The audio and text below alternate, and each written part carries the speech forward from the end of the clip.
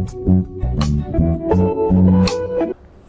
Gaurav welcome to my Within the Life WTL, which we call podcast, and I'm very happy and I'm thankful that you came here. So, as per your requirements and your demand, I made the questions for you, and gradually, as you suggested, we go for a series. We'll go for a series also. Yes. And because that will be more beneficial for the students. Yes. So before I start with these questions, as all the podcasts have, my podcast format is open. Means Gaurav Gupta. So Gaurav Gupta, how you came in this UPSC, because you were selected, because you did your interview and all those things. What inspired you? आप इसमें interest क्यों आया आपको? Well, first of all, thanks a lot to invite me on this platform. Okay, and yes, my journey to enter into this field of teaching UPSC aspirants. Before itself, I was a UPSC aspirant. So basically, I started working in 2011, and from there I started some kind of editing work and all these things related to content. Then moved into as assistant faculty with some leading institutions. Like Chanakya. Yes, Chanakya. So right now also मैं also associated हूँ. Okay. With there some branches, not all branches, but I worked with Unacademy also. Then physics वाला के साथ भी हमारा agreement हुआ था उसमें. And classes का क्योंकि schedule नहीं हो पाई थी चीज़ें, क्योंकि busy रहा था schedule थोड़ा सा, तो उस हिसाब से match नहीं हो पाई थी चीज़ें. And yes, apart from that, there are so many other institutes, Wajiran Reddy. So these are some of the prominent institutes जिनके साथ मैं associated हूँ. आया कैसे इस फील्ड में, वो भी थोड़ा ड्रामेटिक था. वो भी काफ़ी ड्रामेटिक था. Like one of my faculty friend, he was a faculty.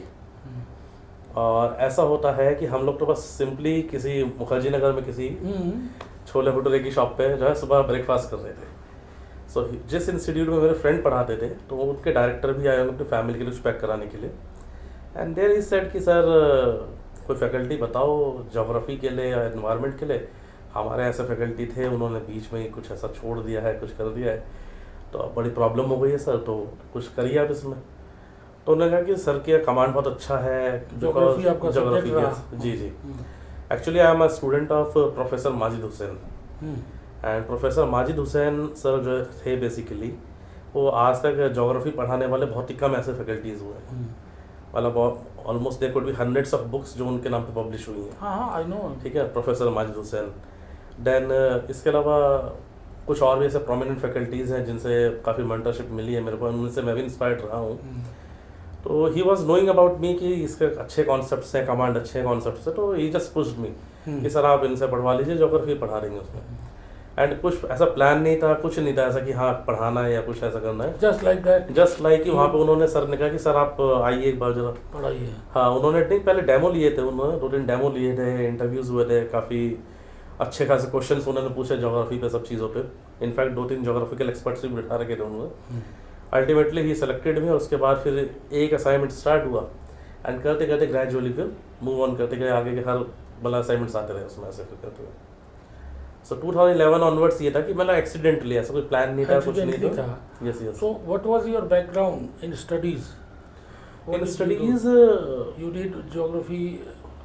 Basically, I was having geography as my optional subject in UPSC. Before that, I'm a management graduate. Yes. I'm a management graduate. But you know, geography एक ऐसा subject हो जाता है कि जो basically हर stream के students को attract भी करता है, इंटरेस्ट भी क्रिएट कर देता है. और when you have you know mentors like professor Majid Hussain, तो ऑब्वियसली सीधी सी बात है कि वो सब्जेक्ट फिर और इंटरेस्टिंग बन ही जाता है. आज मतलब पढ़ाने के टाइम पे भी मैं कोशिश करता हूँ कि सर जैसा पढ़ाते थे उसका अगर 1%, 2%, 3% भी मैं उस तरह से पढ़ा लूँ, तो that's a good big achievement for me. So वही है, इस तरह से ही इंटरेस्ट आया सब्जेक्ट में, और वही भी इंटरेस्ट आगे डेवलप हुआ as a passion to teach also. तो आपने गौरव जी, आपके पढ़ाए हुए कोई बच्चे सिलेक्ट हुए बाद में? देखिए होता क्या है कि अभी मैं कोई इंडिविजुअल लेवल पे नहीं पढ़ा रहा हूँ. Let's say for example academy या अकेडमीज में पढ़ा रहा हूँ मैं. I am not running whole and sole academy of mine only. तो अब मैं जब अकेडमीज में पढ़ा रहा हूँ तो उन अकेडमीज ने क्लेम किए हुए हैं बहुत सारे रिजल्ट्स, तो इनडायरेक्टली तो मैं कह सकता हूँ कि हाँ हमारे सेलेक्टेड हुए हैं बच्चे, लेकिन मैं ये कहूँ कि भाई ठीक है कि हार्डकोर जी ये बच्चे सारे मेरे सेलेक्ट हुए हैं, तो जैसे मान लीजिए चाणक्य में पढ़ा है तो वहाँ से बहुत सारे बच्चे निकले हैं, तो उनके वहाँ पर उन्होंने नाम वो लिखे तो होंगे। आपको क्रेडिट है, आएगा ही। जी लेकिन ये बताइए गौरव जी, सबसे जो मुख्य बात ये है इस प्रश्नावली में जो आपने हमसे कहा था, जी तो उसमें क्योंकि आप जब एकेडमी में पढ़ा रहे हैं जी तो आपको इस क्वेश्चन का आंसर तो देने में असुविधा होगी। What is your teaching format हमने लिखा है, तो इसको तो एकेडमी वाला ही डिसाइड करता होगा, आप तो करते नहीं होंगे। टीचिंग फॉर्मेट तो एकेडमी वाला बताता होगा ऐसे पढ़ाइए, तो उसको कैसे करते हैं आप? नहीं देखिए होता क्या है, to be very honest, career के शुरुआती दौर में जब थोड़ा सा स्ट्रगल फेज था तो उस टाइम पे ये होता था कि कोचिंग में कई अकेडमीज वालों ने कहा सर ऐसे ही पढ़ाना है, दैट इज अ इतनी प्रॉब्लम। क्लासेस में ख़त्म करना है, बस। ये प्रॉब्लम थी, हाँ। ये दैट वाज अ प्रॉब्लम। लेकिन हाँ अभी जिन इंस्टीट्यूट्स के साथ जिनके साथ भी मैं एसोसिएटेड हूँ, देखिए उसमें प्रॉपर फ्रीडम के साथ आप अपने तरीके से पढ़ाइए, हाँ। Class is yours. हमने आपका फीडबैक देख लिया, हमने आपका डेमो देख लिया, हमने आपके सारे कैलिबर देख लिया, सब चीज़ ऑलरेडी हमें पता है। क्लास आपकी है, अंदर आप जाइए, बच्चों को पढ़ाइए, एंड जो है फिर ऑब्वियसली रेटिंग्स होती है। बहुत सारे इंस्टीट्यूट्स तो डेली बेसिस पे रेटिंग्स लेते हैं फैकल्टी की, तो by the grace of God ये है कि मतलब आपकी ऑलमोस्ट रेटिंग्स अच्छी ही रही। रेटिंग्स अच्छी रहती है डेली लेक्चर्स में भी। तो जैसे हम फॉर्मेट से हमारे दिमाग में इस क्वेश्चन में ये था कि I myself you know it, Yes, yes. I was selected, yes but my format was very open. Means I used to go to academy, but it was my class, and it was basically a it started with questions. Which suppose I am teaching geography as a subject, yes so I would like to ask the students कि why are you offering, why are you taking geography, what? Yes So when all the people are sitting there, I used to ask. So 50% student could not tell कि why I am of anthropology क्यों नहीं ले लिया, ये क्यों नहीं ले लिया. So I was able to confuse them कि भाई आप लोग ज्योग्राफी ही क्यों ले रहे हो, इससे अच्छा तो एंथ्रोपोलॉजी लेते हो, जी उसमें ज़्यादा नंबर मिल रहा है आजकल. तो अगर आप उस फॉर्म, तो क्लास बिकेम इंटरेस्टिंग, बहुत इंटरेस्टिंग और इंटरेक्टिव. जी इंटरेक्टिव बेसिकली यूपीएससी क्लास हो या कोई भी क्लास हो किसी भी सब्जेक्ट की, चाहे it's not only about UPSC exam चाहे कोई भी हो, या यू नो नॉर्मल क्लासरूम्स भी हो, नॉर्मल क्लास स्टैंडर्ड्स के एग्जाम हो classes, the class has to be, it should be very interactive कि टीचर और यू नो स्टूडेंट के बीच में एक बहुत अच्छा एक हेल्दी कम्युनिकेशन होना चाहिए. Instead of focusing what is factual information, the focus should be on how and why. कोई चीज़ हो रही है तो क्यों हो रही है, और हो रही है तो कैसे हो रही है. लाइक यू सेड की है, मैं ज्योग्राफी के लिए मैं बच्चों से पूछता था. अभी क्या होता है कि एक तो पहली बात ये थी कि बच्चे अभी प्रेजेंट सिनेरियो में, अभी जैसे ये पॉडकास्ट भी बच्चे देखेंगे ही, ठीक है ना, तो बच्चे आजकल यूट्यूब पे बहुत एक्टिव होते हैं, और जो जेन्युइन यूपीएससी एक्सपीरियंट है ना, वो काफ़ी पीछे से ही बैक एंड वर्क करके आता अच्छे से. तो होता क्या है, बहुत ही वेल इन्फॉर्म्ड बच्चे आजकल क्लास में मिलते हैं, तो चीज़ ये होती है. फिर मैं क्वेश्चन ये क्लास में जो पूछता हूँ बच्चों से कि जी आप ज्योग्राफी जैसा हम स्टार्ट कर रहे हैं, या एनवायरमेंट इकोलॉजी स्टार्ट कर रहे हैं, या डिजास्टर मैनेजमेंट स्टार्ट कर रहे हैं, these are my core subjects. तो पूछता हूँ मैं बच्चों से कि what is the need of this subject, why UPSC wants you to study this subjects. मतलब आपको ज्योग्राफर तो बनाने नहीं है उनको ना, आपको तो आईएएस बनाना है, आईपीएस बनाना है. तो वाई वो आपको मतलब जो है ज्योग्राफी पढ़ाने में इंटरेस्टेड है, कि इतना ज़्यादा एनवायरमेंट इकोलॉजी डीप में पढ़ा रहे हैं, पढ़ने के लिए बोल रहे हैं, ऐसा इसका मतलब यूटिलिटी क्या होगी. तो यूटिलिटी होती है post career, post selection. Basically अगर आप इस सिलेबस को सिर्फ इसलिए पढ़ रहे हैं कि जब मुझे एग्जाम देना है, तो वो दिक्कत करेगा. हाँ, आपको पढ़ना ये सोच कर है कि इसकी यूटिलिटी क्या है, यूटिलिटी कि आप सर्विस में जब जाओगे तब इसकी क्या यूटिलिटी है. तो उसे पता चल रहा है कि अच्छा ठीक है जी, हमने क्लाइमेटोलॉजी के बारे में पढ़ा है, हमने एल नीनो ला नीना के बारे में पढ़ा है मानसून के उसमें, तो पता चल रहा है कि आप डिस्ट्रिक्ट एडमिनिस्ट्रेशन के हेड बने, भाई आईएएस बने तो आगे कलेक्टर ही बनोगे चल के. अब पता चला है कि आप वहाँ पे स्कीम है प्रधानमंत्री फसल बीमा योजना.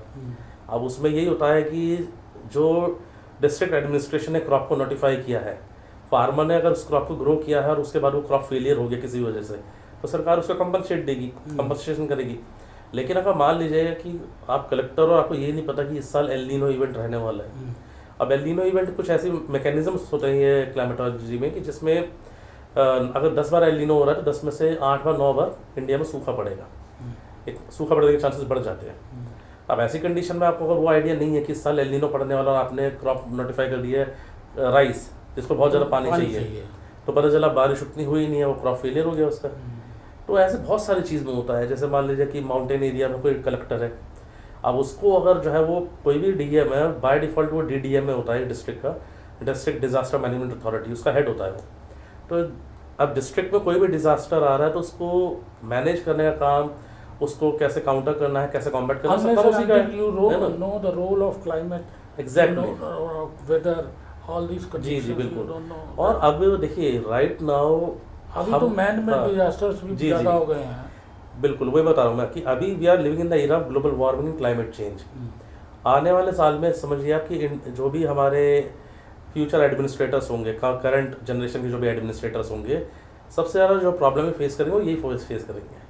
Gaurav ji, do you really believe that there is a syndrome like climate change? This is true or not? This is also debatable.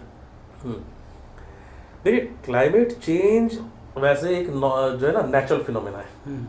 Climate change एक नेचुरल फिनोमेना है, लेकिन जितना हाई तो वो हो रहा है जी, ये इसमें कुछ मिथ है कि रियलिटी है? नहीं, रियलिटी ही है।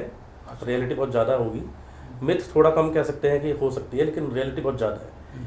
देखिए क्लाइमेट चेंज एक नेचुरल फिनोमेना वैसे तो, और लेकिन नेचुरल है जब वो बेसिकली स्लो प्रोसेस से हो रहा है। Means it is taking millions of years, है ना। जब ये मिलियंस ऑफ ईयर्स लग रहे हैं उसमें कि 20 million years, 30 million years, 40-50 million years ऐसे टाइम लग रहा है, तो वो ग्रेजुअली चेंज हो रहा है। आइस एज था तो एग्जैक्टली जैसे हाँ, जैसा जियोलॉजिकल टाइम स्केल था उसमें एक आइस एज भी थी, उससे पहले बहुत सारे टाइम पीरियड्स हैं हमारे ऐसे। वो एक नेचुरल फिनोमेना था।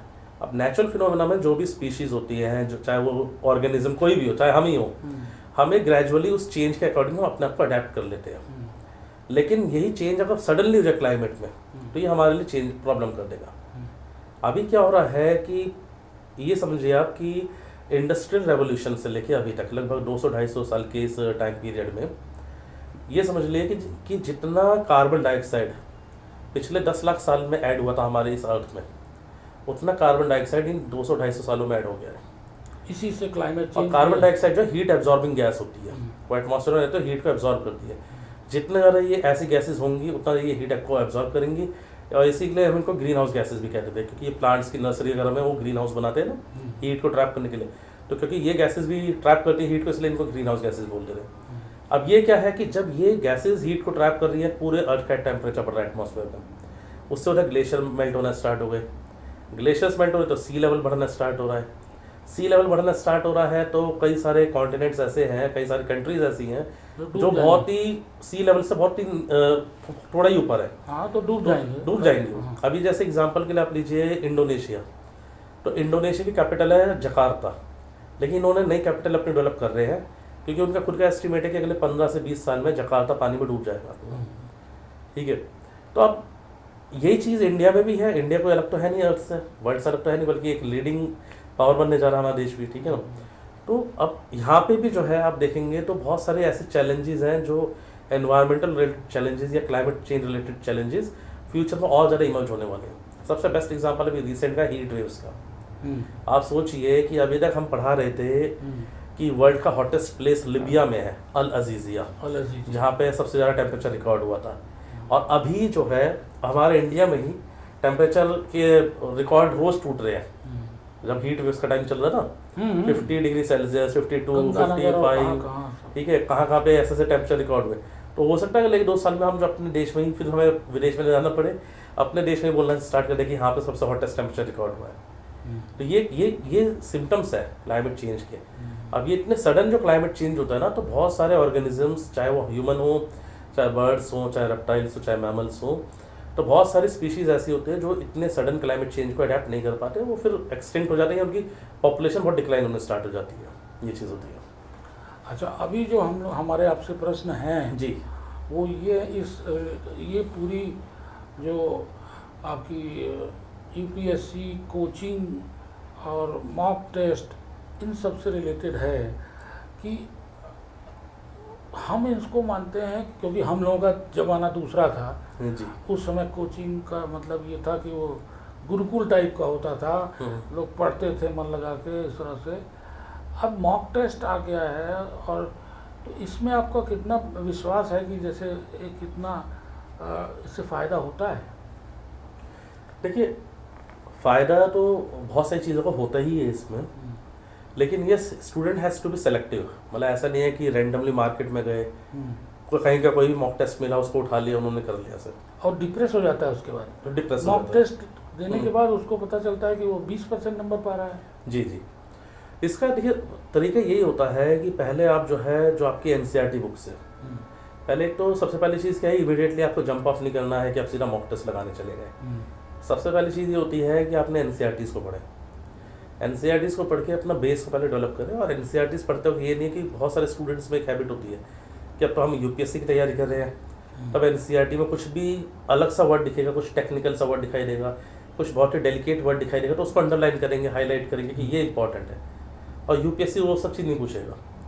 कई बार यूपीएससी इतना बेसिक क्वेश्चन पूछ लेगा कि स्टूडेंट जो पेपर देने गया है ना, वो बाद में पछताता है कि यार मैंने इतना बेसिक टॉपिक को देखा था और इग्नोर कर दिया कि अरे ये तो बहुत ही सिंपल टॉपिक है, इसमें क्या है। और उसने वहीं से इतना बेसिक क्वेश्चन पूछ लिया कि अब वो श्योर नहीं है, उसने रिवीजन ढंग से नहीं करा था, ढंग से पढ़ा नहीं था, तो इसलिए उस पर अटेम्प्ट नहीं कर पा रहा है। हाँ, जैसे एक क्वेश्चन हम लोगों के समय पूछते थे कि why the grass looks green, तो जो ऑप्शंस होते थे उसमें क्लोरोफिल भी होता था, और उसमें इसलिए भी होता था कि वो क्योंकि और कलर्स को रिफ्लेक्ट कर दीजिए। हाँ। तो बेसिक रीजन तो ये है। हम लोग सब क्लोरोफिल में घुस जाते थे। जी जी जी। तो क्लोरोफिल के कारण ही ग्रीन नहीं दिख रहा, इसलिए कि सारी जो ऑप्शन है सारी रेज को रिफ्लेक्ट कर रहा है ग्रीन को छोड़ के, इसलिए वो ग्रीन दिखता है। तो जो आप कह रहे हैं ना कि बेसिक्स क्लियर होते हैं तभी आदमी एनसीईआरटी को जब पढ़ लेता है तब। जी जी बिल्कुल। मतलब अगर कोई भी स्टूडेंट यूपीएससी की प्रिपरेशन को अभी एकदम बिगिनिंग लेवल से स्टार्ट करना चाह रहा है, तो ये दो ही एडवाइस है कि पहली चीज़ है कि एनसीईआरटी बुक्स उनको एकदम बेस बना के चलें। मार्केट में खूब स्टडी मटेरियल मिलेगा, खूब फ्री में पीडीएफ मिलेंगी, उनके चक्कर में बिल्कुल ना पड़े। हाँ, ये बात जरूर बताइए ना। हाँ बिल्कुल बिल्कुल, बहुत जरूरी है। सिंपल चीज़ है, जो आपके पास एनसीईआरटीज़ की बुक्स है, एनसीईआरटी बुक भी कहीं से खरीदने की जरूरत नहीं है, एनसीईआरटी की वेबसाइट सब मिल जाती है, डाउनलोड करिए, वहाँ से डाउनलोड करिए उसको आराम से, और थॉरोली पढ़ो उसको। ऐसे नहीं कि रीडिंग लगा रहे जल्दी जल्दी, थोड़ा थोड़ा पॉज लेके पढ़ो। भले इसमें कुछ एक प्रोसीजर बनाया मैंने, वो ये है कि जैसे आपने फर्स्ट रीड एनसीईआरटी वंस, और ये एनसीईआरटी ऐसा नहीं कि आपने एक बार पढ़ा खत्म कर दिया उसको। ये एनसीईआरटी बुक्स ऐसी होती हैं जिनको कम से कम एक बार, दो बार नहीं, कम से कम 10-10 बार पढ़ना होता है। ठीक है, लेकिन ये है कि जितनी बार सब्सिक्वेंटली पढ़ रहे हो उतनी बार आपका टाइम कम लगना चाहिए। जैसे फर्स्ट टाइम आपने रीडिंग करी तो तब हो सकता है 2 घंटे लग जाए, 3 घंटे लग जाए। अगली रीडिंग जब कर रहे हो तो आप कोशिश ये करो कि आप ग्रेजुअली फिल्टर आउट कर रहे हो चीज़ें।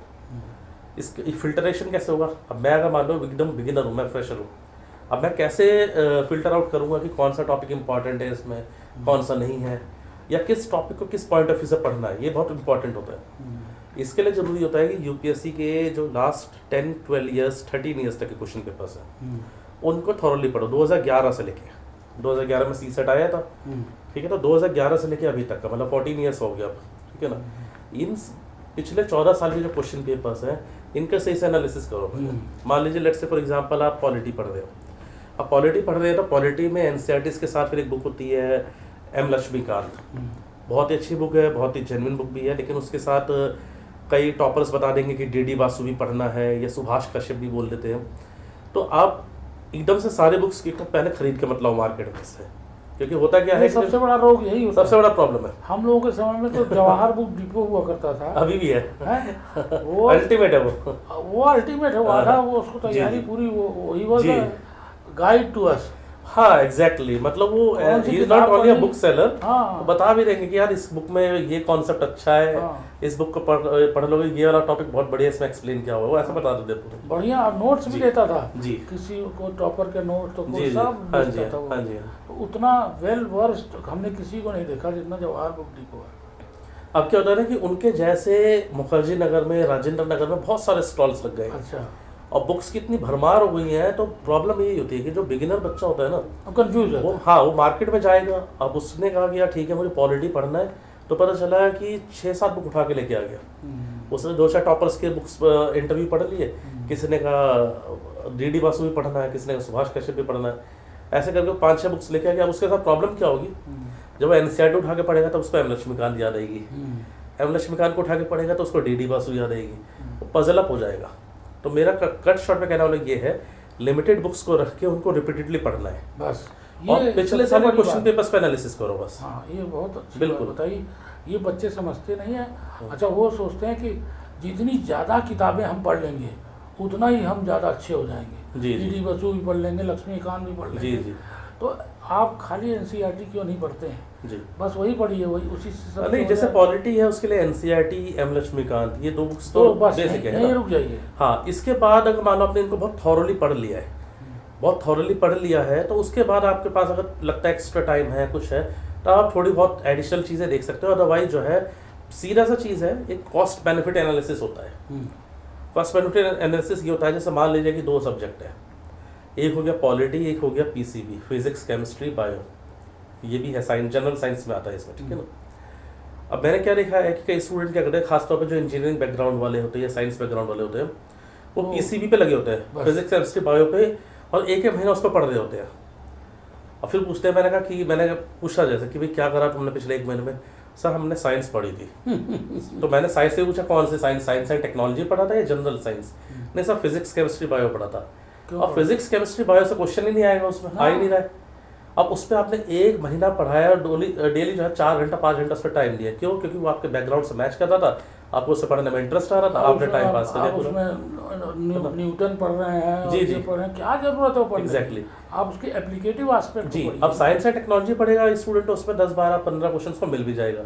जनरल साइंस से इतना मिलने वाला नहीं कुछ भी, बहुत ज़्यादा हो तो बायो से कुछ क्वेश्चन आ सकते हैं, केमिस्ट्री से फिजिक्स से तो ऑलमोस्ट नील है, ठीक है ना।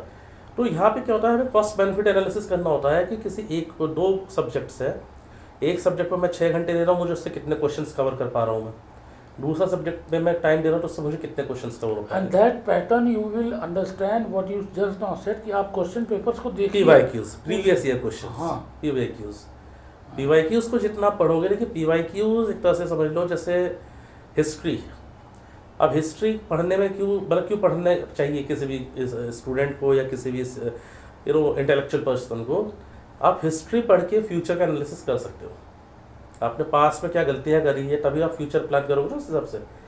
PYQs का भी वही चीज़ है कि PYQs देख के आपको पता चलता है कि यूपीएससी कैसे कैसे क्वेश्चन बनाता है। होता है क्या उसमें? जैसे मान लीजिए टॉपिक है साउथ अमेरिका, मान लीजिए साउथ अमेरिका कॉन्टिनेंट है, अब उस पर क्वेश्चन यूपीएससी ने अगर बनाना है, तो यूपीएससी अब से 15-16 साल पहले क्वेश्चन बनाता था, वो बहुत फैक्चुअल टाइप के बनाता था। हाँ। लामा एनिमल था, उस पर क्वेश्चन दे दिया। हाँ। किसी उस पर अब कैसे क्वेश्चन देगा कि 4 कंट्रीज के नाम लिख देगा, लिखेगा इनमें से कौन सी कंट्री ब्राज़ील के साथ बॉर्डर बनाती है, कौन सी नहीं बनाती है, ऐसे पेयर बना के दे देगा पूरे। या फिर एक वहाँ पे लेक है, लेक टिटिका का, तो वो लिख देगा कि मतलब स्टेटमेंट बना के दे देगा, 4 स्टेटमेंट, पूछेगा इनमें से कौन से स्टेटमेंट सही है, क्या कौन से गलत है, ऐसे करके।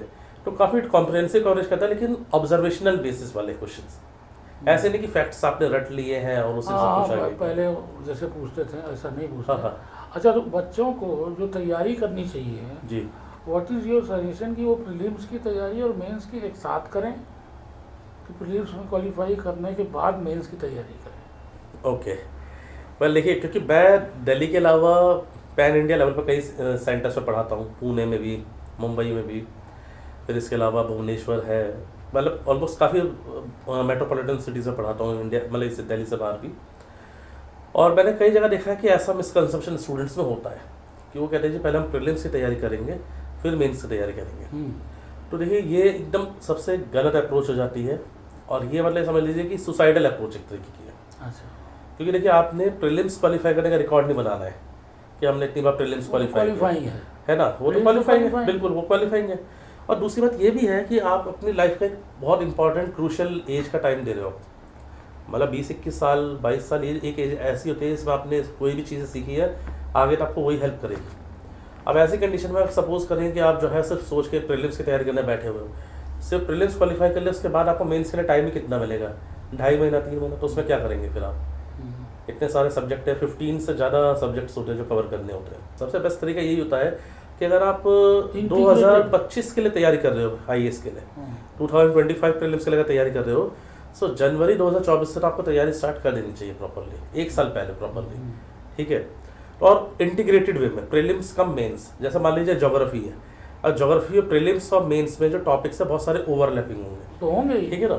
अब आप ऐसा तो नहीं करेंगे एक बार वॉल्केनो को पढ़ोगे प्रीलिम्स के हिसाब से, एक बार पढ़ोगे वॉल्केनो को मेंस के हिसाब से, ये भी नहीं करेंगे। हाँ, तो होता क्या है कि इंटीग्रेटेड वे में ही पढ़ना चाहिए। और सबसे बड़ी बात मैं आपको बता रहा हूँ ऑनेस्टली, आप कहेंगे तो मैं आपको क्वेश्चन पेपर दिखा दूंगा अगले पॉडकास्ट में, ठीक है ना। मैंने देखा है कि यूपीएससी ने जो क्वेश्चंस पुटअप किए हैं ना, जिस लेवल की डेप्थ उन्होंने कवर करी है, वो प्रीलिम्स वाला सिलेबस से नहीं हो, मेंस वाले सिलेबस से ज़्यादा किया हुआ है, ठीक है ना। तो ये प्रीलिम्स वाला सिलेबस बेसिकली समझ लो यूपीएससी की भी मार्केटिंग स्ट्रेटजी है कि हाँ ठीक है भाई, बच्चों को दिखाओ कि कितना छोटा सा सिलेबस है। जैसे प्रीलिम्स में ज्योग्राफी का जो सिलेबस है वो 1.5 लाइन में ख़त्म कर रखा है, सिर्फ 1.5 लाइन में। स्टूडेंट देखेगा, पढ़ेगा, अरे बस इतना सा सिलेबस है ज्योग्राफी का। फिर मार्केट में जाएगा, बहुत सारी गाइड बुक्स मिलती हैं, उन्होंने इंटेंशनली इंडेक्स ऐसे डेवलप करेंगे, बनाएंगे कि जो बच्चा जो एकदम फ्रेशर है, इस आइडिया नहीं है, वो बस सिलेबस मैच करेगा क्या कवर हो रहा है। उसने देखा अच्छा इकोनॉमिक ज्योग्राफी लिखा है, यहाँ इकोनॉमिक ज्योग्राफी में सब कुछ इसने कर रखा है, अब ऐसी गाइड ले आएगा और 2 महीने में सोचेगा कि पढ़ के मैं इसको करूँगा और मेरा आराम से सब कुछ हो जाएगा। प्रीलिम्स में एक और चीज़ ध्यान रखना है आज की डेट में, क्योंकि इस साल की भी हमने रिजल्ट्स में देख लिया है, मेरे कई सारे ऐसे स्टूडेंट्स हैं जो बहुत ही डिजर्विंग कैंडिडेट्स हैं, नहीं हुआ, but yes they didn't qualified prelims. Reason GS नहीं, रीज़न है सीसेट। सीसेट क्वालिफाइंग है, 66 मार्क्स लाने होते हैं बच्चों को। तो जो है अब ऐसी कंडीशन में क्या होता है कि बच्चों को लगता है कि जी ये तो क्वालिफाइंग है, कर लेंगे आराम से, इसमें क्या ही टेंशन है, ठीक है। अब इसके चक्कर में जो है प्रॉब्लम ये हुई है कि ये बच्चे 60 मार्क्स 62 मार्क्स इतने पर आके अटक गए हैं लोग, वो बहुत बड़ा वाला सेटबैक रहा है। एंड एज अ फैकल्टी मेरे को बड़ा मतलब वो है कि सीसेट के कारण वो फेल हो जा रहे हैं अपने जी। जीएस में 100+ में स्कोर आ रहे हैं, लेकिन सीसेट में जो है वो 60 भी नहीं आ रहा। हाँ, जो क्वालिफाइंग क्राइटेरिया 33% मार्क्स का, जैसे 200 नंबर का सीसेट होता है तो 33% यानी 66 मार्क्स हो गए। तो 66 मार्क्स का जो क्वालिफाइंग क्राइटेरिया उसको भी टच नहीं कर पा रहे हो। कोई 62 मार्क्स पर रुक तो गया, ये कोई उनकी 64 तैयारी और सोच का डिफेक्ट है ना ये। जी हाँ, सोच ये ना कि उन्होंने एकदम टेकन फॉर ग्रांटेड ले लिया कि जी क्वालिफाइंग है ये तो सीसेट तो कर लेंगे, इतना तो कर ही लेंगे क्वालिफाइंग। अब उसमें क्या हुआ कि उन्होंने जैसे क्वांटिटिव एप्टीट्यूड है, या मान लीजिए रीडिंग कॉम्प्रिहेंशन है, या लॉजिकल रीजनिंग है, तो कई सारी चीज़ों पर उन्होंने ढंग से ध्यान ही नहीं दिया। बहुत सारे स्टूडेंट जैसे यूपीएससी की प्रिपरेशन में ऐसे होते हैं जो मैथ्स फोबिक होते हैं, मैथ्स से बड़ा डर लगता है उनको, अब क्वांट को टच ही नहीं करते हैं वो कह रहे हैं हम रीडिंग कॉम्प्रिहेंशन कर लेंगे कवर, हम दूसरा सेक्शन कवर कर लेंगे। अब यूपीएससी ने थोड़ा पैसेज अगर डिफ़िकल्ट दे दिया है, पैसेज बहुत ज़्यादा फिलोसफिकल दे दिया कि जिसके एक ने कई मीनिंग निकल सकते हैं, ऐसे पैसेज में फंस जाते हैं वो लोग, तो फंस जाते हैं। वो यही हुआ भी है। और बच्चों ने कहा भी मेरे को कि सर हमने 2-3 को जो पैसेज के जो क्वेश्चंस दिए हैं ना, वो अलग अलग आंसर की से कोचिंग के मैच कर रहे हैं, तो किसी से सही आ रहा है, किसी से गलत आ रहा है। अब ये डिपेंड करता है कि यूपीएससी किसको मानता है। अब वो तो सब्जेक्टिव टाइप का चीज होता है ना, हाँ। वो कोई मैथ्स की तरह लॉजिकल रीजनिंग जी है नहीं। तो बस मैं तो इस प्लेटफॉर्म पे यही कहूँगा अपने सारे स्टूडेंट्स को जो भी देख रहे हैं इसको, कि देखो अगर आप प्रिपेयर कर रहे हो seriously for civil services exam, तो सीसेट को शुरू से टाइम दो। ये मत करो कि आखिरी के 2 महीने में, आखिरी के 3 महीने में आप 1 घंटा 1.5 घंटा जो भी टाइम डेली निकाल सकते हो, को भी दो। And don't run away from subjects की अच्छा मैथ्स है तो नहीं छुएंगे, रीजनिंग है तो नहीं छुएंगे, या डेटा इंटरप्रिटेशन तो नहीं छुएंगे, कैलकुलेशन है बहुत ज़्यादा। धीरे धीरे करो, जितना कर पा रहे हो कोशिश करो, लेकिन जो है सीसेट को पूरा कवर करो। अभी क्या हुआ, जब से क्वालिफाइंग हुआ ना, बच्चों की भी गलती नहीं है, जब से क्वालिफाइंग हुआ सीसेट तब से जो है कोचिंग्स ने भी सबसे एंड में रख दिया सीसेट को, कि जस्ट प्रीलिम्स से 2 महीने पहले करा रहे हैं, 2.5 महीना 3 महीने पहले करा रहे हैं, और 1 महीने पूरा सीसेट पढ़ा दिया। आप सोचो 100-200 नंबर का जीएस है, वो लोग भी बाएं हाथ से ले रहे हैं। एग्जैक्टली क्वालिफाइंग है जी, क्वालिफाइंग है तो बस उसी में फेल भी हो रहे और उसी में अटक रहे हो। मतलब मोर देन 1 डजन स्टूडेंट्स में आपको बता रहा हूँ मैं, जो प्रीलिम्स में हम लोग श्योर थे कि इनका निकल जाएगा आराम से, जीएस में अच्छा स्कोर आ रहा था, सीसेट के लिए उन्होंने बोला कि सर डाइसी है कंडीशन, लेकिन हमें लग रहा है हो जाएगा उसमें, लेकिन सीसेट के साथ अटक गए वो लोग, क्योंकि टेस्ट में अच्छे स्कोर आ रहे थे जीएस वगैरह में, ये सब चीज़ थी। अच्छा, एक गौरव जी, इसमें एक चीज़ जो समझ में बच्चों को नहीं आता है जी। कि वो लोग सब्जेक्ट सिलेक्शन क्राइटेरिया हम्म कैसे रखें। जैसे ऑप्शनल हैं, हम्म उसको कैसे, जो बच्चा नया आता है तो वो सोचता है हमने बीए में इतना नंबर पाया था, ये पाया था, या हमारे चाचा जी वहाँ फिजिक्स के लेक्चरर हैं, तो मतलब इन बेकार के आइडिया से वो करता है। How to select the subject for optional. जी। देखिए पहली चीज़ तो क्या होती है कि ऑप्शनल सब्जेक्ट यूपीएससी में जैसे ऑप्शनल सब्जेक्ट को चूज़ करना, it's simple like choosing your life partner.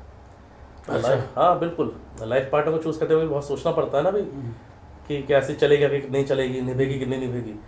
Optional बिल्कुल वही चीज़ है, एकदम सही से चूज़ कर लिया, अपने टेस्ट अपने टेम्परामेंट के अकॉर्डिंग चूज़ कर लिया, तो ये आपको कितनी रैंक ऊपर जंप करा सकता है। और अगर मतलब ये वो सुन लो भैया, हाँ। जैसे शादी करने जाते हैं उससे समझ लो ऑप्शनल सब्जेक्ट है। ये बहुत इम्पोर्टेंट बात कही। वो मतलब एक तो ये आदत हो गई है कि कुछ बच्चे हर हर अटेम्प्ट में अपने सब्जेक्ट भी चेंज करते रहते हैं ऑप्शनल। नहीं, वो नहीं करना चाहिए। हाँ। सब्जेक्ट अगर आपने चेंज कर लिया, देखिए सब्जेक्ट चेंज करना तब होता है जब मान लीजिए कि आपने एबा मीन्स दिया, आपको दिखा उससे स्कोर नहीं उठ रहा है आपका, ठीक है, और बहुत ही अंडर परफॉर्म उसमें रहा है स्टेट में, तब समझ में आ रहा है कि भाई ठीक है सब्जेक्ट चेंज कर लेना चाहिए, आपके हिसाब से मैच नहीं कर पाया आपकी वाइब्स के अकॉर्डिंग या आपकी स्किल्स के अकॉर्डिंग।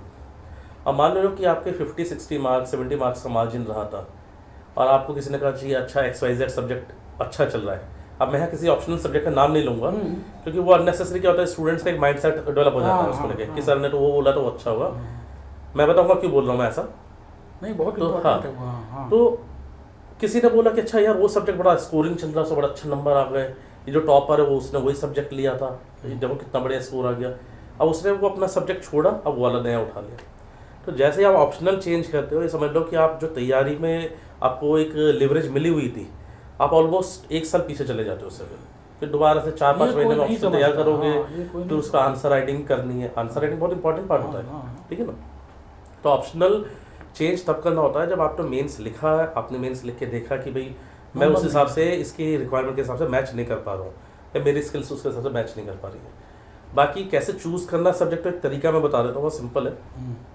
आप GS पढ़िए पहले एकदम से ऑप्शनल की तैयारी में जंप ना करें। अच्छा। हाँ, पहले GS को ज्वाइन करो। GS ज्वाइन करके जो आपके फाउंडेशन सब्जेक्ट्स है, जैसे हिस्ट्री हो गया, पॉलिटी हो गया, ज्योग्राफी हो गया, इकॉनमी हो गया, ठीक है, तो ऐसे जो 5-6 फाउंडेशन सब्जेक्ट्स है, पहले इनको पढ़ लो। इनको पढ़ने के बाद आप ये देखो कि कौन सा सब्जेक्ट आपको इंटरेस्टिंग लग रहा है बहुत ज़्यादा। मान लीजिए किसी को लगा हिस्ट्री बहुत अच्छा लगा, किसी को ज्योग्राफी बहुत अच्छा लगा।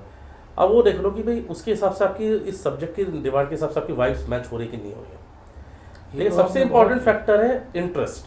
मान लीजिए मैं कह दूँ मैथमेटिक्स ले लो, बहुत स्कोरिंग सब्जेक्ट है, मैथमेटिक्स ले लो, तो शायद नहीं लेने वाले लेते हैं, लेकिन ये नहीं कहेंगे कि सारे ले लेंगे। फिर उसमें अब एक BA का स्टूडेंट करके आया है, BCom करके बच्चा आया है, मैथ्स वो जैसे जैसे पास हुआ 10th में अपनी, उसके बाद उसने जान छुड़ाई मैथ्स से अपनी 11th-12th में। अब उसको मैथमेटिक्स ऑप्शनल ले लिया, बहुत अच्छा स्कोरिंग है सब्जेक्ट है, नहीं कर पाएगा क्योंकि इंटरेस्ट ही नहीं है उसमें।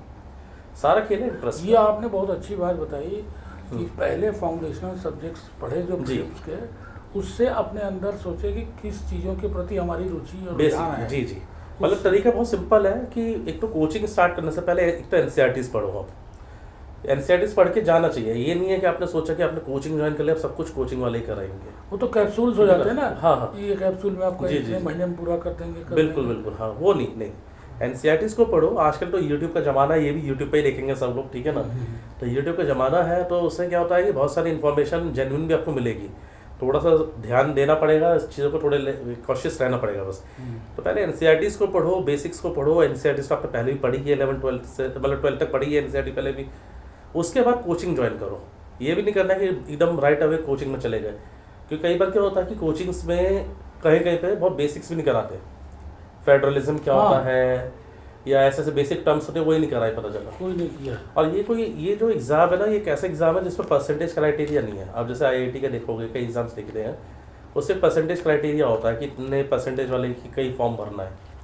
यहाँ पे वो चीज़ तो है नहीं ना। UPSC में चाहे आप 40% आपके आए हुए ग्रेजुएशन में, चाहे आपके 50% आए हुए या आपके कितने भी आए हुए ऊपर, सभी फॉर्म भरते हैं। तो सारे स्टूडेंट्स एक जैसे नहीं होते हैं।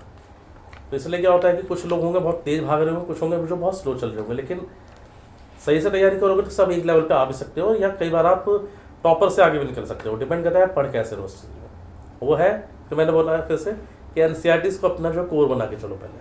अच्छा, ये इन लोगों को बताइए जी। कि जैसे कि कुछ बच्चों के अंदर ये होता है कि कितने घंटे पढ़ा, हम्म। और दूसरा बच्चा जो आईएएस में सेलेक्ट हो गया वो कहते थे वो तो 2-3 घंटे पढ़ता था बस। तो कुछ इसको कैसे इसको बैलेंस किया जाए कि बच्चों के अंदर ये प्रेशर आता है कि फलाना लड़का तो दिन भर रात भर पढ़ता ही रहता है, तो इसको कैसे रैशनलाइज किया जाए? जी, देखिए पहली चीज़ तो क्या होती है कि क्योंकि अभी वो टाइम वेस्ट करता है, सॉरी टू इंटरप्ट, कि 10 बजे से 1 बजे तक कोचिंग जाना है, उसके बाद लौट के आना है, उसके बाद फिर कोई पढ़ाई करनी है, तो उसका दिन भर का प्लान इस तरह का होता है कि वो दिन भर पढ़ने में एग्जॉस्ट हो जाता है। जी जी। और वो घंटे जोड़ने लगता है कि मैंने, और क्योंकि माँ बाप या तो बिहार के हैं या तो यूपी के हैं, जी जी। वो एग्रेरियन सोसाइटी से बिलोंग करते हैं, तो वो इसको मेहनत कहते हैं कि बच्चा खूब मेहनत करो, जैसे हम लोग खेत में मेहनत करते हैं। जी जी। एग्रेरियन सोसाइटी का कंसेप्ट है वो। तो वो कितना घंटा पढ़े, इसको कैसे रैशनलाइज किया जाए? देखिए पहली बात तो ये होती है कि एक तो हर स्टूडेंट का, हर बच्चे का कैलिबर अपना अलग अलग होता है, ठीक है। कई बच्चे ऐसे होते हैं कि 2 घंटे में पढ़े और बहुत अच्छा सब कैच कर लिए उस चीज़ों को। कुछ बच्चे ऐसे होते हैं जो उसी चीज़ को समझ में 6 घंटा, 7 घंटा, 8 घंटे भी ले सकते हैं। तो इसमें क्योंकि we are dealing with human beings in this aspect, तो ह्यूमन बींग्स को हम एक ही सांचे में नहीं रख सकते, एक कॉमन स्टैंडर्ड सबके लिए नहीं रख सकते। जो हो सकता है, जो आपकी स्ट्रेंथ हो वो मेरी वीकनेस हो सकती है, और जो मेरी वीकनेस है या मेरी जो स्ट्रेंथ है वो आपकी वीकनेस हो सकती है। हर पर्सन डिफर करता है। लेकिन मैं ये बता सकता हूँ कि हाँ, मतलब इतना थोड़ा गाइड जो कर सकता हूँ, या अपना एक सजेशन बच्चों को दे सकता हूँ कि जैसे जब तक आपकी क्लासेस चल रही है, मान लीजिए आपने कोचिंग कहीं पे ज्वाइन कर लिया है, तो जनरली कोचिंग भी 1 से सवा साल, 1.5 साल तक चलती है। अब कोचिंग में अगर जीएस की क्लास लगा लेते हैं, फिर ऑप्शनल की क्लास लगा लेते हैं, तो मिला जुला के लगभग 5 से 6 घंटे का तो बच्चे का यही ऑक्यूपेशन रहता है, मतलब इसी चीज़ में ऑक्यूपाइड हो जाते हैं बच्चे। देन इसके बाद जो है फिर क्या होता है कि आने जाने का टाइम भी होता है। और मैं ये भी नहीं कहूँगा कि बच्चों को कि भाई एकदम ही किताबी कीड़े बन जाओ, ठीक है ना। आज की डेट में सोशलाइज होना बहुत ज़रूरी है। हो सकता है बहुत लोग डिसएग्री करें, यार ये क्या बोल रहे हैं, लेकिन दिस इज रियलिटी। मैंने बहुत सारे बच्चों को देखा है कि बहुत एजुकेशन वाइज बहुत अच्छे हैं, नॉलेज वाइज बहुत अच्छे हैं, लेकिन सोशलाइज नहीं हुए तो क्या हुआ, एक टाइम के बाद उनके अंदर communication skills, confidence to speak with other people, ये सब डेवलप ही नहीं हो पाया। मतलब I know some of my students जो लिटरली अगर उनसे क्वेश्चन पूछ लो, उन्हें पता होगा चीज़, देखो शिव करना स्टार्ट कर देंगे कि सर ने आंसर पूछ लिया, हमसे क्वेश्चन पूछा है, तो इतनी भीड़ में, इतने क्राउड में कैसे आंसर है। क्योंकि मैं बताया ना आपको, मैं क्लास में हमेशा इंटरेक्टिव रखता हूँ बच्चों को। 4 घंटे 5 घंटे का एक क्लास होती है, एक सिंगल बैच की 4 घंटे की क्लास लेता हूँ, और दिन में ऐसे 2 बैच तो होते ही होते, नहीं तो 3 बैच भी होते हैं, तो 12 घंटे क्लास हो जाती है। तो वो इंटरेक्टिव रखना इसलिए होता है कि बच्चे एंगेज रहे, इंटरेस्ट लेके पढ़ें इसमें, ठीक है। लेकिन ये चीज़ कि कितने आवर्स पढ़ें, तो इसमें तरीका यही है कि जब आप कोचिंग, जब तक चल रही है आपकी, जब तक कोचिंग चल रही है उस टाइम तक एक स्टैंडर्ड ऑपरेटिंग प्रोसीजर आपका ये होना चाहिए कि क्लास में जो भी आपने पढ़ा है, मान लो आपकी पॉलिटिक्स क्लास चल रही है और आपने आज के लेक्चर में जो है, let's say for example fundamental rights के टॉपिक को कवर किया है पूरा, या फंडामेंटल राइट्स और डीपीएसपी को कवर किया है, तो ये नहीं करना है कि घर पे आए, रजिस्टर बंद किया और एक तरफ रख के आराम से सो गए। आप रेस्ट कर लो, आधा घंटा 1 घंटा जो रेस्ट करना है वो कर लो, उसके बाद रिवाइज फैमिली के साथ टाइम स्पेंड कर लो, लेकिन 3 घंटे 4 घंटे का टाइम आपको रिवीजन के लिए रखना है डेली बेसिस पे। ये डेली बेसिस वो बाय हार्ट फॉलो करना है। और फिर रिवीजन जो है 2 तरह से करना है, running plan and rolling plan. Running होता है कि जैसे आज मैंने जो पढ़ा आज का रिवाइज कर लिया, लेकिन मान लीजिए 1 महीने बाद, 15 दिन बाद जब ये सब्जेक्ट खत्म हो गया और मान लो नया सब्जेक्ट ज्योग्राफी स्टार्ट हो गया, तब वो ज्योग्राफी की तो रिवाइज कर रहा है, लेकिन जो पीछे पॉलिटी हुआ था 1 महीने पहले उसको रिवाइज नहीं कर रहा है, रोलिंग प्लान में नहीं लिया। तो रोलिंग प्लान में जो है पॉलिटी को ले ले। फिर ये हफ्ते में मान लो 6 दिन का वर्किंग प्लान रखो अपना, 1 दिन अपने लिए रखो रेस्ट करने के लिए, रिक्रिएशनल एक्टिविटीज़ के लिए, बहुत इंजॉय करो, करना भी चाहिए, ठीक है। मेंटल हेल्थ बहुत इंपॉर्टेंट होती है, बहुत लोगों को समझ में नहीं आती। आज हमारे देश में बात हो रही है इस चीज़ के बारे में, लेकिन जो है मेंटल वेलबींग भी उतनी ही इंपॉर्टेंट है। अरे बहुत ठीक है ना। हमारे क्वेश्चन में है कि आप हेल्थ को कितना ज़्यादा इंपॉर्टेंट। एग्जैक्टली। तो 6 अगर हफ्ते में 6 दिन का आपका स्टडी प्लान है, तो 5 दिन आप रनिंग प्लान के हिसाब से काम करो, और 6ठा दिन जो है उसमें रोलिंग प्लान के हिसाब से जो है अपना रिवीजन करो। संडे को थोड़ा सा फ्रेंड्स के साथ हैंग आउट करो, जो भी है। तो ये आप एक नया वर्ड कॉइन कर दिए, rolling plan and running plan. Running plan, जी जी ये इन लोगों को याद रखना चाहिए। जी। नहीं तो ये लोग क्या है कि वो एकदम घोड़े की तरह लगा के पहले उसमें घुस जाएंगे। एग्जैक्टली नहीं, वो नहीं करना है। मतलब किसी आईएएस टॉपर ने अपने इंटरव्यू में कह दिया जी मैं 18 घंटे पढ़ता था, इसलिए आप घड़ी देख के 18 घंटे के हिसाब से चल रहे हो, वो नहीं करना है। और किसी ने कहा कि जी मैं 2 घंटे 3 घंटे पढ़ता था बस इससे हो गया, तो उसको लेके ओवर कॉन्फिडेंस भी नहीं आना। जस्ट चेक योर कैलिबर, आप अपनी कैपेसिटी अपनी एबिलिटी को देखो और B very honest with your self. सबसे अच्छा जज हम खुद अपने आप को कर सकते हैं। और कोई बाहर का इंसान नहीं गौरव कर जी, सकता ये उसको। लोग भूल जाते हैं कि इसके साथ ये प्रीलिम्स और मेंस के बाद एक पर्सनालिटी टेस्ट भी तो है। जी बिल्कुल। तो वो कितना ज़्यादा डिसाइसिव हो जाता जी है। हाँ जी। तो इसलिए लोगों को मिंगल करना, मिक्स करना और सोसाइटी में मिलना जुलना ये Exactly. पर्सनालिटी के लिए बहुत ज़रूरी है। बहुत ज़रूरी है। तो इसलिए ऐसे बच्चे पैदा हो जाते हैं जो कि बिल्कुल खूब मंडूक हो जाते हैं, उसी में बस फंसे रह जाते हैं। देखिए इसमें क्या होता है कि एक ये भी फैक्टर्स होते हैं, जैसे बच्चे ग्रामीण पृष्ठभूमि के बहुत सारे होते हैं। अपने मैं हिंदी मीडियम वाले स्टूडेंट्स को तो सबको बोलता हूँ, पर I can teach in 3 languages, English, Hindi या इंग्लिश हिंदी मिक्स करके, है ना, जैसा भी बात करें जनरल ऐसे। तो हिंदी मीडियम वाले स्टूडेंट्स को मैं खास तौर पे ये चीज़ कहता हूँ। मतलब मैं आपको बताऊँगा, मेरे कुछ स्टूडेंट्स हिंदी मीडियम में ऐसे हैं, मतलब आउटस्टैंडिंग कैंडिडेट्स, एकदम बहुत बढ़िया जैसे कहते हैं एकदम। मतलब आंसर्स भी ऐसे ऐसे लिख के देंगे, आप कहोगे कि यार ये बंदा टॉप 50 के लिए डिजर्व करता है। ठीक है, ये बात और है कि अभी उनकी वो एज के हिसाब से एलिजिबल नहीं हुए एग्ज़ाम देने के लिए, लेकिन अगले कुछ 1-2 साल के हिसाब से वो हो जाएंगे। कोई 19 साल का है, कोई 20 साल का है, कोई अटैम्प्ट ही देगा 22 साल में, ऐसे है ना। लेकिन उनके साथ प्रॉब्लम एक ही होती है कि जब उनसे कोई क्वेश्चन पूछा जाए तब वहाँ पे वो उनकी जुबान लड़खड़ानी स्टार्ट हो जाएगी, फंबल करना स्टार्ट कर देंगे, या फिर एकदम से बहुत ज़्यादा काँपना स्टार्ट कर देंगे, और फिर ना उससे सब कचरा कर देंगे, उससे सब कुछ मिक्सअप कर देंगे, कहाँ का कहाँ पे ऐसा कुछ जोड़ देंगे। तो ये कॉन्फिडेंस कि जब आप बात कर रहे हो तो एकदम आई कांटेक्ट के साथ बात करो, जब बात कर रहे हो तो प्रॉपरली सामने वाले को इंगेज करो अपने साथ उसमें।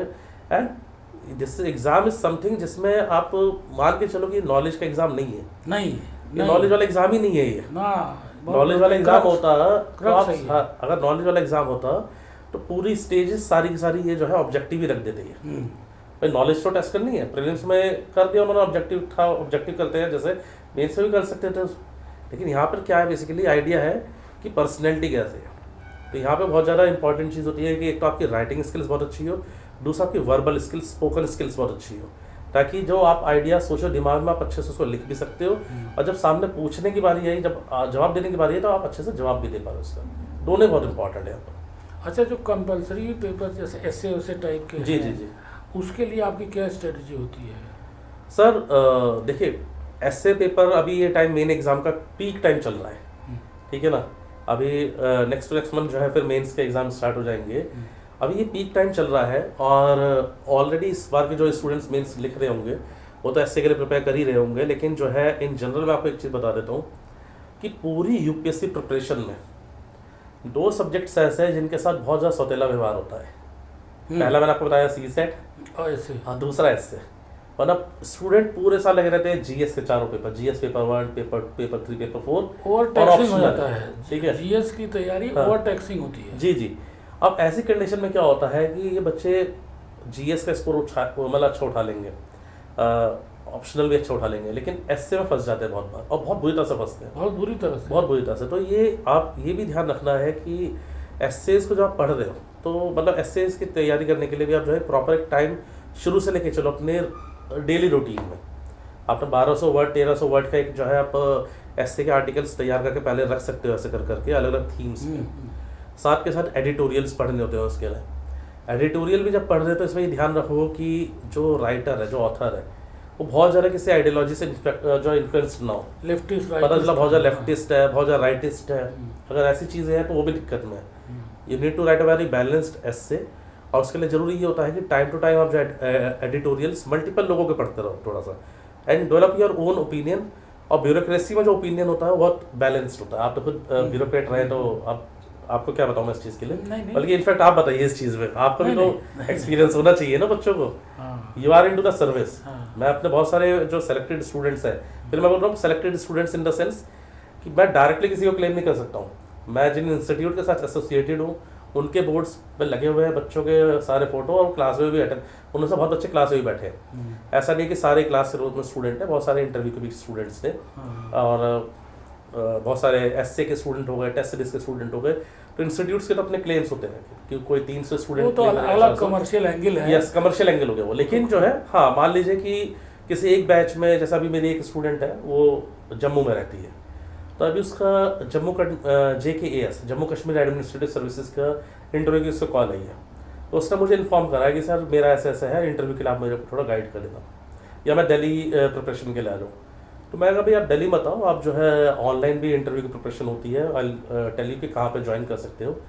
क्योंकि मेरा जो डोमेन है वो है ज्योग्राफी का, एनवायरनमेंट का, डिजास्टर मैनेजमेंट का। तो ये समझ लो कि 1000 नंबर की GS होती है, तो उसमें इन तीनों को मिला लेते हैं तो लगभग 200 सवा 200 नंबर का इससे जो है रहती है चीज़ें, ठीक है। लेकिन बाकी चीज़ों के लिए तो स्टूडेंट्स और भी लोगों पर डिपेंडेंट है ना, फैकल्टीज़ पे, या और भी फैकल्टीज़ का थोड़ा बहुत कॉन्ट्रीब्यूशन है, हमारा थोड़ा कॉन्ट्रीब्यूशन है, स्टूडेंट की सारी मेहनत है। और ये तो होता ही है जी।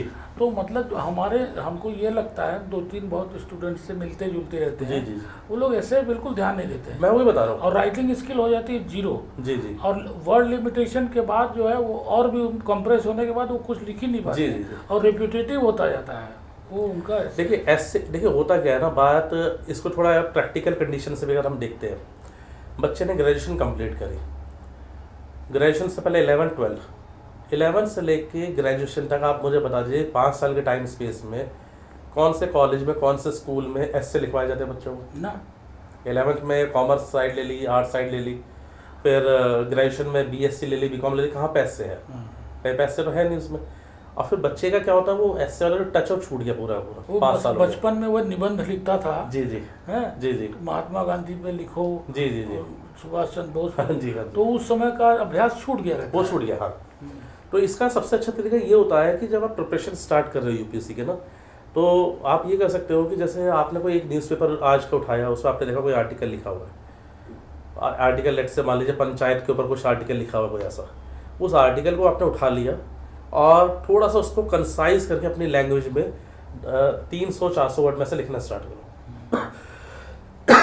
ये एक बेसिक अप्रोच है जो स्टार्ट की जा सकती है।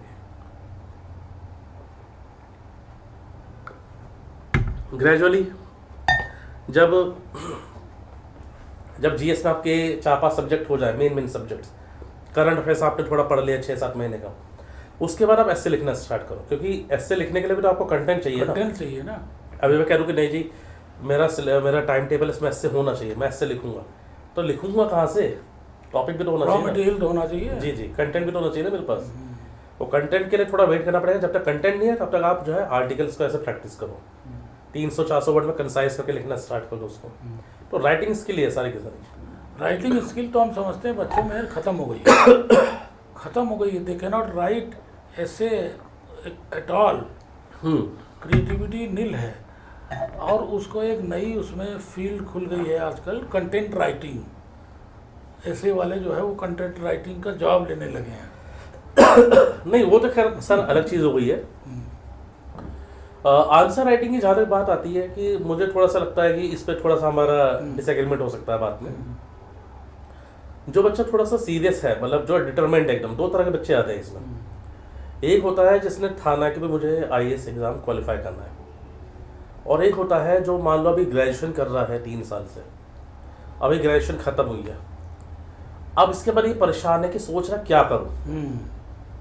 किसी ने कहा अच्छी IAS के फॉर्म निकले, फॉर्म भर दे, तो सर चल यार कोई बात नहीं, 100 रुपये का फॉर्म में भर देते, क्या पता कलेक्टर ही बन जाए, क्या पता किस्मत में कलेक्टर बनना ही लिखा हो। एक ऐसे होता है। तो ये जो बच्चे दूसरे वाले होते हैं ना, इनमें सीरियसनेस थोड़े लेट आती है। बाकी बच्चों में जो है, जो इनिशियल लेवल से तैयारी कर रहे हैं, तो वो जो है ऐसे वगैरह को लेकर बहुत ज़्यादा सीरियस रहते हैं, और खासतौर पर आंसर राइटिंग को लेकर। I have seen so many students जो अभी ग्रेजुएशन फर्स्ट ईयर में है, या समझ लो अभी बस 12th ख़त्म करी है और आ गए, अभी ग्रेजुएशन में एडमिशन ले लिया उन्होंने, और कोचिंग में आ गए हैं। जैसे 3 साल के प्रोग्राम में, हमारे कुछ कोचिंग्स जिनमें मैं पढ़ाता हूँ वहाँ पे 3 साल के प्रोग्राम होते हैं। अच्छा। फर्स्ट ईयर से बच्चा ज्वाइन कर लेता है वहाँ पे, तो वो बच्चे भी बहुत अच्छा आंसर लिख रहे हैं। तो मेरी कोशिश अभी शुरुआत में क्या था, उनके जो आंसर्स होते हैं ना, टू बी वेरी ऑनेस्ट, बहुत ही बेसिक लेवल के आंसर्स होते हैं। लेकिन फिर भी एज अ टीचर मेरा काम ये है कि मैं अपने बच्चों को मोटिवेट ही करूँ। अभी मैं ही अगर बच्चे में बोलूँगा अरे यार तेरे बस की नहीं है करना है, क्या कर लिया तूने ये, वो बेचारा फिर पूरी तरह से होपलेस हो जाएगा वो। ठीक है अच्छा ना? गौरव जी, न्यूज़पेपर का क्या रोल है आपको मतलब प्रिपेयर करने के लिए, जैसे जीएस की प्रिपेयर में जी न्यूज़पेपर्स का, मैगजीन्स का क्या ज़रूरत है कि वो कैप्सूल से हो जाता है? देखिए सर, जैसे मैंने आपको एनसीईआरटीज बताया कि एनसीईआरटीज जो है बाइबल है, तो वो तो बाइबल है है ना? भाई, लेकिन उसी बाइबल में ये जो आपका न्यूज़पेपर है, द हिंदू न्यूज़पेपर, अच्छा वो भी ऐड करना है आपको। अच्छा ठीक है, लेकिन प्रॉब्लम क्या होती है कि बच्चों को न्यूज़पेपर पढ़ने की आदत होती नहीं है। मैं एक नॉर्मल सा कैंडिडेट हूँ, अभी ग्रेजुएशन ज्वाइन करा मैंने, ग्रेजुएशन में फर्स्ट ईयर में, और मैंने पिछले 6-7 साल में कभी मैंने अखबार पढ़ा ही नहीं है। कभी उठाया भी तो मैंने बॉलीवुड की न्यूज़ हाँ। पढ़ ली कुछ ऐसे। अब ऐसे बच्चा जैसे ही आया यूपीएससी की तैयारी करने कोचिंग में, उसको सीधा बोल दिया जी आप द हिंदू पढ़ो। अब द हिंदू न्यूज़पेपर थोड़ा क्या काफ़ी अच्छे स्टैंडर्ड का न्यूज़पेपर है, हाँ बहुत बढ़िया न्यूज़पेपर है, बहुत स्टैंडर्ड का न्यूज़पेपर है, और बैलेंस्ड। बैलेंस्ड है ना। अब ऐसे न्यूज़पेपर पढ़ने के लिए आपकी एक बेसिक रीडिंग स्किल्स होनी जरूरी होती है। अब बच्चा क्या होता है, पढ़ता है न्यूज़पेपर को, उठाता है और उससे देखा कि सर ने कहा तो था पढ़ने के लिए, लेकिन यार मज़ा तो आने रहा पढ़ने में, मज़ा कहाँ आएगा उसमें?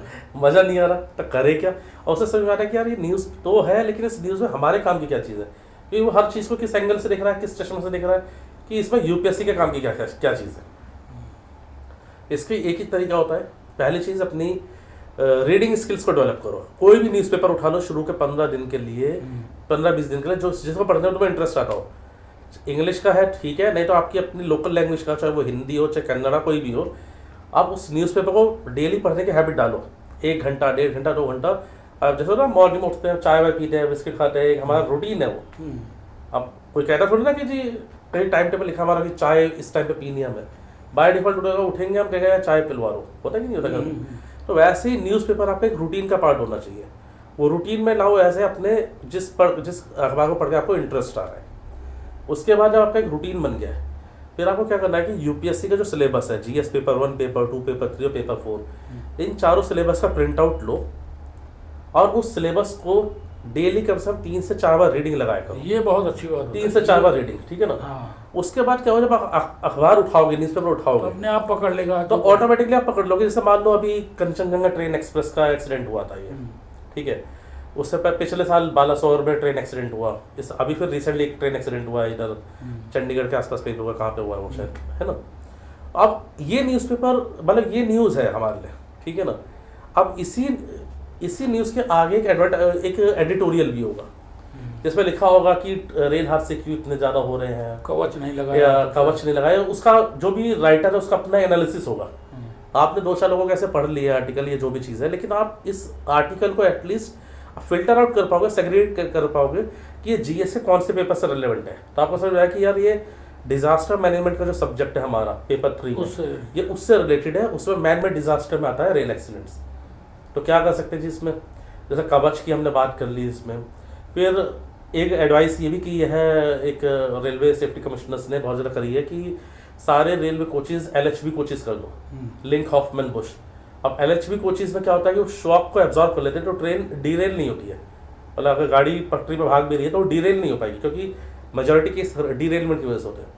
अब ऐसी चीज़ों तभी पकड़ पाएगा, तभी समझ पाएगा कि कौन सी न्यूज़ के किस सब्जेक्ट से रिलेवेंट है, जब उसने सब्जेक्ट को थॉरली पढ़ा होगा।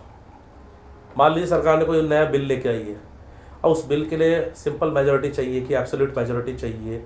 अब ऐसी चीज़ आप पढ़ोगे पॉलिटी में, लेकिन अब ये जो बिल आया है ये करंट का पार्ट हो गया, उसका स्टैटिक पार्ट हो गया पॉलिटी वाला। आपने इमीडिएटली दोनों को इंटरलिंक कर लिया आपस में, ये करना होता है। और ये मतलब पूरे यूपीएससी की कोचिंग में मजेदारी ही इसी चीज़ में है, आंसर लिखने में, कि आप एक टॉपिक को कितने अलग अलग एंगल से एक्सप्लोर कर सकते हो। इंटरलिंकिंग सबसे बड़ी बात है, सबसे बड़ी इंटरलिंकिंग कह लो या कोरिलेशन कह लो, ये सबसे इंपॉर्टेंट पार्ट होता है यहाँ पर।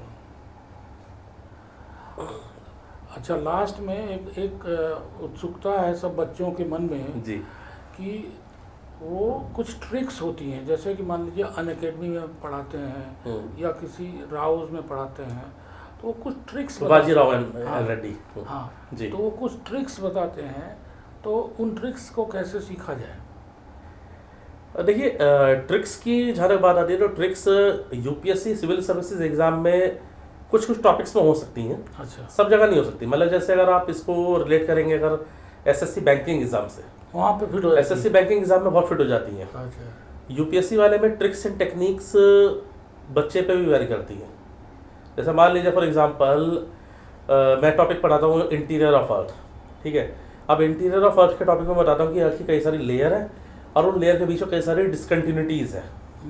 तो जैसे सबसे ऊपर है कॉनरेड है, ठीक है ना, उसके नीचे फिर आपकी जो है मोहरोविकी, ऐसे कैसे डिसकंटिन्यूटीज़ है। तो उसको याद अब रखने के उसको लिए सीक्वेंस में याद करने का तरीका क्या होता है, मैं कह रहा हूँ इसको ऐसे याद कर लो कि सीएम राबड़ी गॉट लालू, अच्छा ऐसा लिख दिया बोर्ड पे कि मैंने एक मंत्र है जी, इस मंत्र को बोल लिख रहा हूँ मैं, इसी को याद कर लो, पूरी सीक्वेंस याद हो जाएगा ऊपर से नीचे का कि कौन कौन से डिसकंटिन्यूटीज आती है।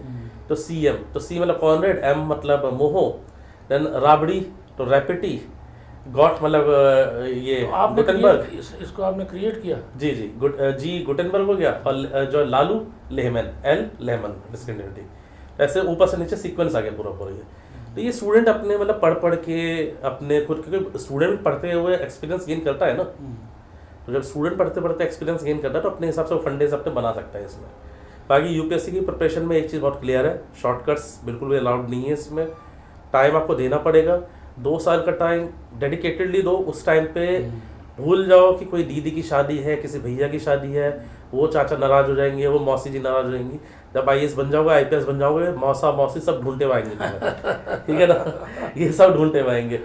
2 साल 2.5 साल जब तक डेडिकेटेडली इसी के लिए दो। संन्यास हाँ, संन्यास मतलब मैं वैसा संन्यास नहीं कि गुफा में चले जाओ वहीं पर, इन चीज़ों से संन्यास।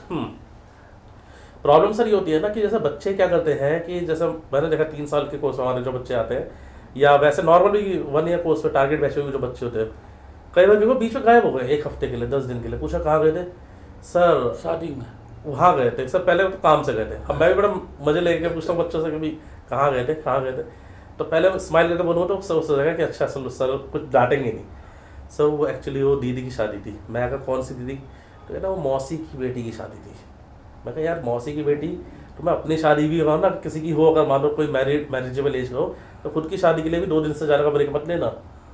इनफैक्ट लॉकडाउन के टाइम पे मेरी मैरिज हुई थी, अच्छा। मैं अपनी क्लास मैंने 1 दिन ऑफ रखी है बस। उस टाइम पे ऑनलाइन चल रही थी अनअकैडमी क्लासेस, 1 दिन क्लास बस ऑफ रखा है जिस दिन मैरिज थी उस दिन। बाकी जो है 1 दिन पहले हल्दी वाली सेरेमनी भी थी, तो भी उसकी तो भी जो है पहले समझ लो कि शाम को 1-1.5 घंटा निकाल के जैसे रिश्तेदार सब आए हुए घर में, लेकिन एक कमरा चुपचाप अपनी क्लास ले रहा हूँ ऐसे करके ऐसे। तो ये मतलब स्टूडेंट्स के लेवल पे बहुत ज़्यादा चाहिए। अगर फैकल्टी के लेवल पे इतना है तो आपके लेवल पे बहुत ज़्यादा चाहिए कि भाई उस टाइम पे आप भूल जाओ किसी ऐसे ब्रेक के बारे में, कुछ भी ऐसी चीज़ है। बस हफ्ते का 1 दिन अपने लिए रखो इंजॉयमेंट के लिए, अपने रिक्रिएशन एक्टिविटीज़ के लिए, बाकी 6 दिन हार्डकोर स्टडीज़ करो पूरा से। गौरव जी, मैं आपसे ये रिक्वेस्ट करूंगा कि आप किन किन फैकल्टीज से या किन किन एकेडमीज में आपने पढ़ाया है, उनसे जुड़े हुए हैं, उसके बारे में अपना संक्षिप्त परिचय दें। जी वैसे देखिए मैं ऑलमोस्ट स्टूडेंट्स को गाइड करते करते अराउंड 10 to 11 ईयर्स हो गए हैं। जैसे मैंने बताया था शुरुआत में ही 2011 में पहला असाइनमेंट लिया था, वो भी रैंडमली एकदम था ऐसे। बाकी जितने भी लीडिंग इंस्टीट्यूशंस प्रेजेंटली हैं, कुछ ऑनलाइन प्लेटफॉर्म्स है, बड़े बड़े एडटेक्स भी हैं, देन ऑफलाइन इंस्टीट्यूट्स कई सारे बड़े बड़े हैं, तो ऑलमोस्ट सभी के साथ एसोसिएटेड हूँ मैं। बहुत सारे स्टूडेंट्स मुझे यूट्यूब पे दूसरे लेक्चर्स में भी देख सकते हैं, कई दूसरे सीरीज़ में भी, एग्ज़ाम IQ चैनल पे भी देख सकते हैं उसको आराम से, ठीक है ना। और दूसरी चीज़ ये होती है कि कोई भी किसी को डाउट रहता है प्रिपरेशन को लेके, कोई भी ऐसी कोई क्वेरी है, कुछ भी है, तो you can just join my Telegram channel also.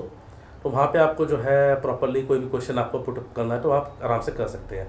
Telegram channel का जो लिंक होगा वो डिस्क्रिप्शन आपको यहाँ पे दे देंगे सर, आप उस पर देख सकते हैं। ठीक, तो गौरव जी इस बात का कोई अंत तो है नहीं जो हमारी आपकी, इसलिए इसको हम लोग टाइम कैप्सूल में बांटने का कोशिश कर रहे हैं। तो हम लोग एक पॉडकास्ट को 40 से 45 मिनट रखते हैं, जैसे सुनने वालों को भी नोट करना हो तो वो लोग भी कर पाएँ, जी जी, और जो हम लोग इन्वॉल्व हैं वो लोग भी एंजॉय कर पाएँ। जी जी जी, तो आपका बहुत बहुत धन्यवाद, स्वागत। Thank you so much. आपने बच्चों के लाभ के लिए इतना कुछ कहा, वो भी आपने वॉलंटियर किया, तो बहुत अच्छी बात है। नहीं, एक भी बच्चे को मेरे इस किसी भी इस तरह के सजेशन से, एडवाइस भी नहीं कहूँगा मैं, सजेशंस कहूँगा इसको, मेरे जो भी ये सजेशन मैंने दिया, अगर एक भी स्टूडेंट को इससे बेनिफिट होगा तो मैं सोचूंगा कि मेरा जो भी एफर्ट है वो सक्सेसफुल रहा इस चीज़। तो हम चाहेंगे कि आप लोग इसको सब्सक्राइब करें, फॉरवर्ड करें ज़्यादा से ज़्यादा, और आप और इसमें जो है सर के जो नंबर्स फ्लैश होंगे, उन पे आप डायरेक्ट बात कर सकते हैं, क्वेश्चंस आप टाइम ले सकते हैं, जा सकते हैं, अपना भला करिए। तो ऐसे एक्सपीरियंस लोग कम हैं, तो इसलिए आप लोग इनसे मिल सकते हैं और कनेक्ट कर सकते हैं। तो हमारे पॉडकास्ट का सार्थकता तभी है जब आप लोग इसका लाभ लीजिए। ये नहीं, इसको भी NCERT बुक की तरह पूरा नोट कर डालिए। ठीक है, बहुत बहुत धन्यवाद।